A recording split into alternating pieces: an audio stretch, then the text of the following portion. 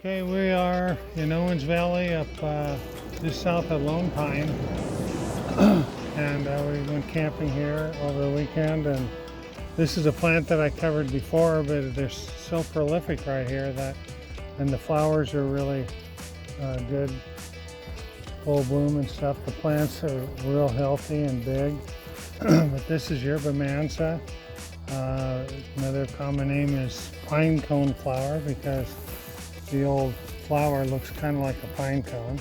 And these are the white bracts around the flower. And this is the actual flower itself. So it's Anemopsis californica. And I went over with another video all the uses of it and stuff, but it's just prolific if you can just kind of even in back of you. There's a few plants here that are worth mentioning. This is the cottonwood, Populus fremontii, named after John C. Fremont, who was a frontiersman over the 1800s and stuff. And it's related to aspen. If you look at the leaf, it's very similar to aspen. And cottonwood has got you can in the early spring you can gather the little catkins just after they bud out and stuff, and they're kind of sticky, and you can make a balm. It's called balm of Gilead. It's a real healing balm. And then the tree itself can get really big. It's a phreatophyte, so it has to have its roots in a permanent water source. So wherever you see cottonwood, even though everything else might look pretty dry around it, you know that there's some groundwater there somewhere. It may not be enough to drill a well, but there is groundwater available because this can't survive without the water. And even though it can tolerate heat and all that stuff very well. But one thing it does is transpire a lot of water. Mature cottonwoods like these can transpire up to 500 gallons of water a day.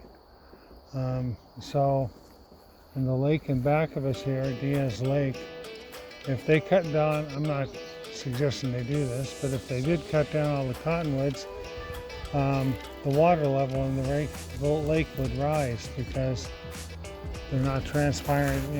For each tree, how many thousands of gallons of water a day are they transpiring?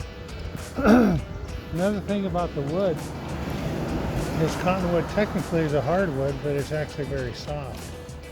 If you take a plank of the wood, it's really good for making fireboards, and because it's really soft and you get it really dry, and it'll catch an ember real quick.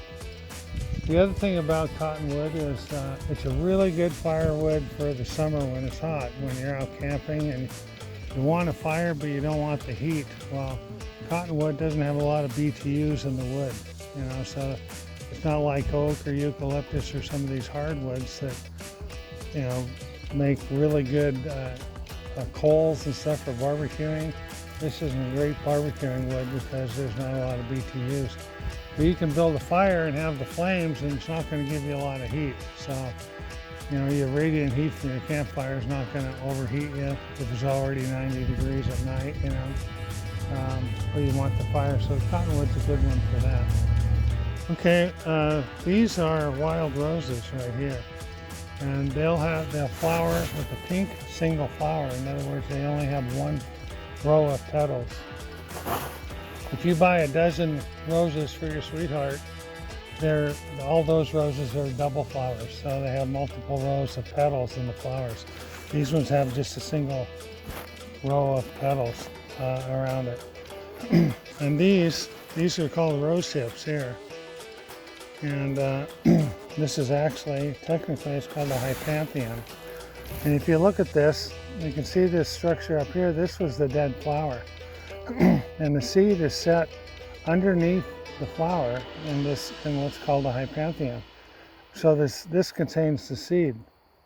And the seed the fruit is edible. The rose hips are edible. You can see right now they're kind of red and orangish. They're best after the freeze, this is going to take, hopefully they'll flower again, because you know, you taste them right now and they're not all that sweet. They're not bad, but they're kind of dry.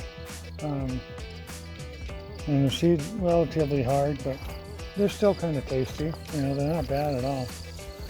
So you can make rosehip jelly, rosehip soup, and